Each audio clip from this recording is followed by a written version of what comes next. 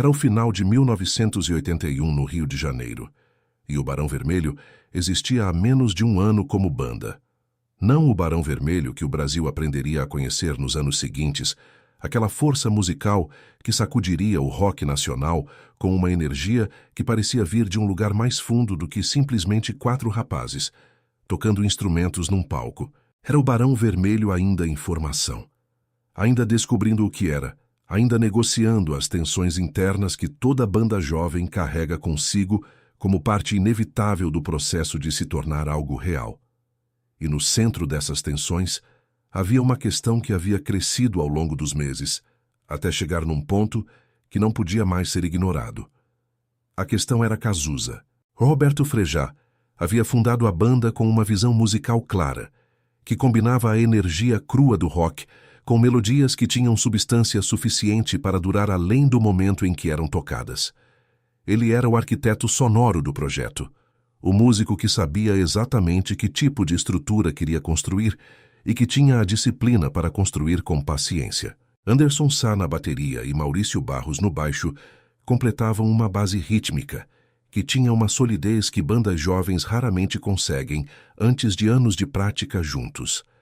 Havia algo funcionando ali, algo que nos ensaios no apartamento de Botafogo, onde se reuniam regularmente, produzia momentos que faziam os 4 se olharem com aquele reconhecimento silencioso de que estavam chegando perto de algo que valia a pena. O problema era que Cazuza chegava atrasado, não ocasionalmente, com uma regularidade que havia passado de peculiaridade pessoal para a questão de funcionamento da banda. Chegava atrasado nos ensaios, chegava atrasado nos poucos shows que haviam conseguido até então, chegava atrasado nas reuniões com as pessoas do meio musical, que Frejá havia conseguido atrair com um esforço considerável.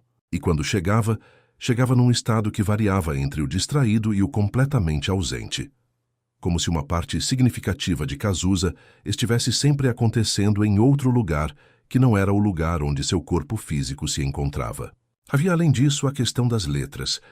Cazuza havia sido aceito na banda como vocalista com o entendimento implícito de que contribuiria com composições.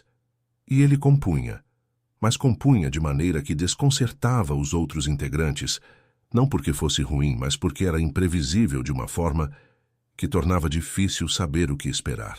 Algumas letras chegavam prontas num estado que Frejá reconhecia imediatamente como bom, com aquela qualidade de coisa que havia encontrado sua forma definitiva.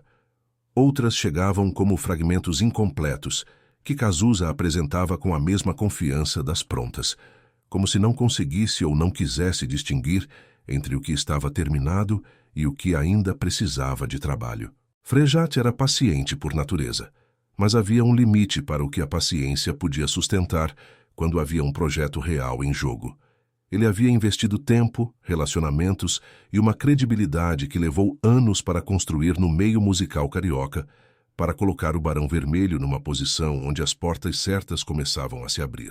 E havia uma sensação crescente, compartilhada em conversas separadas entre ele, Anderson e Maurício, de que Cazuza estava colocando em risco algo que todos eles haviam construído juntos com um descuido que era difícil de interpretar como outra coisa além de desrespeito. A conversa que mudaria o rumo de tudo aconteceu numa noite de novembro de 1981, no mesmo apartamento de Botafogo, onde os ensaios aconteciam. Cazuza havia chegado 40 minutos atrasado para um ensaio que havia sido marcado especificamente porque um produtor musical de alguma relevância havia concordado em aparecer para ouvir a banda, uma oportunidade que Frejá havia perseguido por semanas. O produtor havia esperado 20 minutos e ido embora. Quando Cazuza finalmente chegou com aquele passo, que não era pressa nem desculpa, encontrou 3 músicos sentados em silêncio que tinha uma qualidade diferente do silêncio normal dos intervalos entre músicas. Frejá falou. Falou com a calma de quem havia decidido o que ia dizer antes de começar a falar, o que tornava cada palavra mais pesada do que se tivesse vindo num momento de raiva. Disse que havia um problema que precisava ser resolvido e que não havia como continuar sem resolvê-lo. Disse que o Barão Vermelho não podia funcionar com um integrante que não aparecia quando precisava aparecer e que não entregava o que havia comprometido a entregar. Disse que havia tentado conversar sobre isso de maneiras mais indiretas e que as maneiras indiretas não haviam funcionado.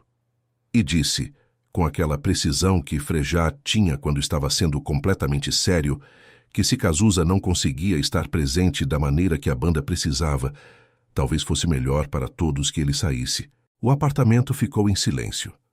Anderson e Maurício estavam presentes, e ambos disseram anos depois, em entrevistas separadas, que aquele silêncio foi o mais longo que já haviam experimentado num espaço pequeno. Cazuza ficou parado ouvindo Frejá, sem interromper. O que em si já era incomum, porque Cazuza raramente ouvia sem interromper. Havia algo no tom de Frejá que havia atravessado a camada de distração que Cazuza habitualmente colocava entre si mesmo e as coisas que não queria enfrentar. Quando Cazuza falou, não se defendeu da maneira que todos esperavam. Não fez a lista de justificativas que havia usado em conversas anteriores sobre atrasos e compromissos não cumpridos. Ficou em silêncio por mais alguns segundos e então fez uma coisa que surpreendeu todo mundo no apartamento, incluindo provavelmente ele mesmo. Perguntou a Frejá o que ele precisava, não de maneira retórica, com uma atenção genuína que não havia estado presente nas conversas anteriores sobre o mesmo tema. Frejá respondeu com a mesma precisão de antes. Disse que precisava de alguém que aparecesse, que quando a banda marcava algo, esse algo acontecia para todo mundo ao mesmo tempo, incluindo o vocalista, que precisava de letras que chegassem completas quando havia prazo para chegarem completas. E disse que precisava saber se Cazuza queria aquilo de verdade, porque havia uma diferença enorme entre querer uma ideia de estar numa banda e querer o trabalho real que transformava uma ideia em alguma coisa que existia no mundo. O que aconteceu nos dias seguintes a essa conversa foi descrito por pessoas próximas como uma mudança que não era total nem permanente, mas que era real o suficiente para importar. Cazuza apareceu no ensaio seguinte, antes de todo mundo. Não apenas na hora. Antes. Estava sentado no apartamento de Botafogo quando Frejá chegou, com um caderno no colo e 3 letras escritas que havia trazido para mostrar. Frejá olhou para as letras e depois para Cazuza, e não disse nada, mas havia no silêncio dele um reconhecimento que Cazuza entendeu sem precisar de palavras. As letras eram boas. Não as 3 igualmente, o que teria sido suspeito de uma maneira diferente, mas 2 delas tinham aquela qualidade que Frejá havia identificado nas melhores composições de Cazuza, uma honestidade que não estava tentando soar honesta, que era honesta porque não conseguia ser outra coisa. Havia numa delas uma imagem sobre o Rio de Janeiro que capturava algo que Frejá havia sentido sobre a cidade sem nunca ter conseguido formular. E quando leu essa imagem, ficou parado por um momento com o caderno na mão, pensando que havia ali algo que ia além do que a banda havia produzido até então. Os meses seguintes foram uma negociação constante entre o que Cazuza era naturalmente e o que a banda precisava que ele fosse operacionalmente. Ele continuou chegando atrasado com uma frequência que nunca baixou completamente para 0. Continuou tendo noites em que a distração parecia ser a única coisa totalmente presente nele. Mas havia uma diferença que se tornou perceptível para quem estava perto o suficiente para notar. Quando importava de verdade, quando havia algo em jogo que ele havia decidido que merecia sua presença completa, ele estava lá de uma maneira que não deixava dúvida. A Som Livre começou a prestar atenção no Barão Vermelho no início de 1982, depois de shows no Circo Voador que haviam produzido aquele tipo de burburinho que a indústria musical aprende a reconhecer. Não o barulho organizado de uma campanha de marketing, mas o barulho orgânico de pessoas falando umas para as outras sobre algo que haviam visto e que queriam que os outros vissem também. Um representante da gravadora apareceu num show numa quarta-feira à noite sem avisar e ficou até o fim, o que nos bastidores foi interpretado pelos que sabiam ler esses sinais como um indicativo de interesse real. A negociação com a Som Livre revelou uma tensão que havia ficado em suspenso desde a conversa de novembro no apartamento de Botafogo. A gravadora havia ouvido a banda, havia ouvido as letras de Cazuza e havia chegado com uma posição que ninguém na banda havia antecipado completamente. Queriam Cazuza, especificamente. Não apenas como vocalista, mas como o centro narrativo do projeto, a voz e o rosto que organizaria a identidade da banda em torno de si. Havia nos executivos da Som Livre uma leitura de Cazuza, que era ao mesmo tempo mais fria e mais precisa do que qualquer coisa que os próprios membros da banda haviam articulado até então. Eles viam nele algo que o mercado fonográfico de 1982 precisava e não tinha ainda. Uma autenticidade que não era construída e que por isso mesmo era impossível de replicar. Frejat recebeu essa informação com a complexidade emocional de alguém que havia fundado uma banda, havia quase expulsado um integrante dessa banda meses antes, e agora estava sendo informado que esse integrante era a razão principal pela qual uma gravadora queria assinar contrato. Havia nisso uma ironia que ele reconheceu, e que anos depois descreveu numa entrevista como uma das lições mais importantes que havia recebido sobre a diferença entre o que um artista é no dia a dia e o que um artista é quando está criando.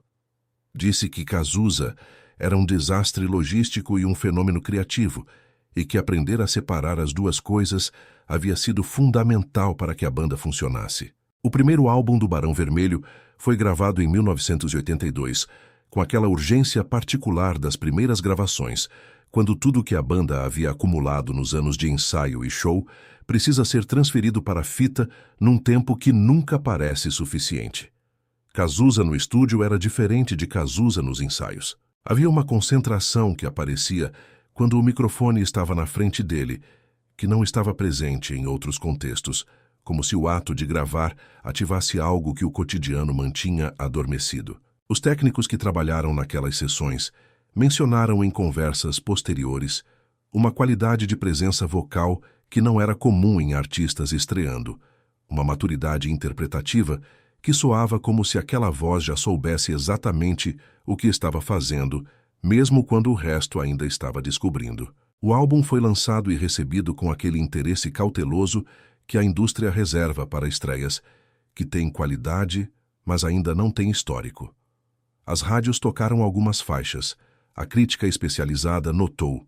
O público começou a aparecer nos shows com uma regularidade crescente que transformou o Barão Vermelho de banda promissora em banda que precisava ser vista ao vivo para ser completamente entendida. E no centro de cada show estava Cazuza, com aquela presença que a conversa de novembro de 1981 havia quase encerrado antes de começar de verdade.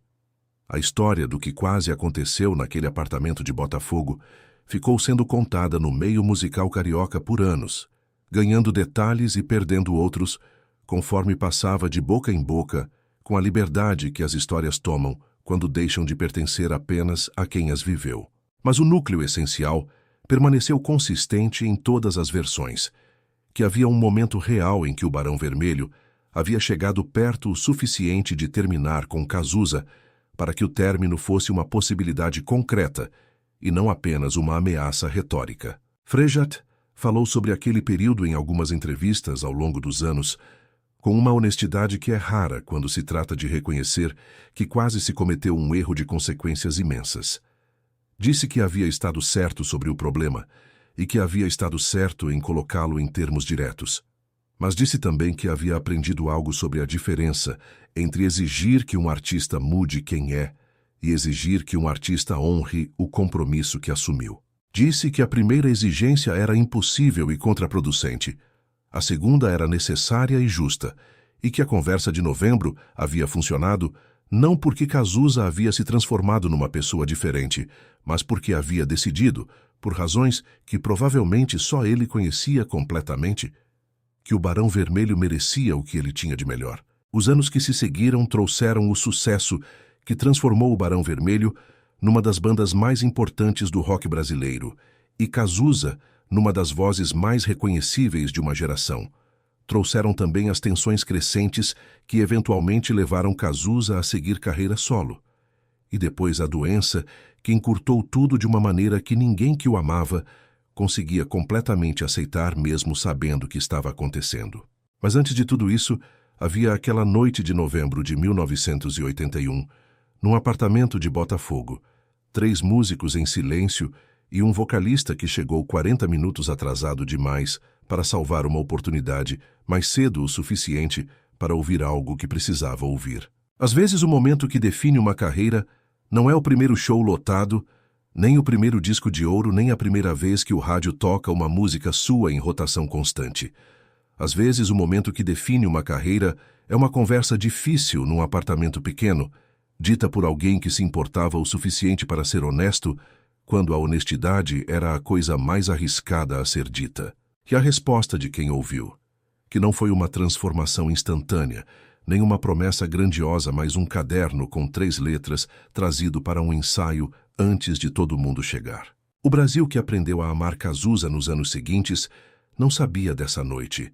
Não sabia que a voz que cantava sobre exagero e intensidade e viver tudo no máximo havia quase saído de uma banda antes de gravar uma única nota em estúdio. Mas essa noite estava em cada música que veio depois, da maneira silenciosa que os momentos decisivos habitam as obras que produzem sem nunca aparecer nelas diretamente. Estava na qualidade de presença que Cazuza levava para o palco quando decidia estar completamente lá. Estava na honestidade das letras que escreveu até o fim. Estava na voz que o Brasil não esqueceu.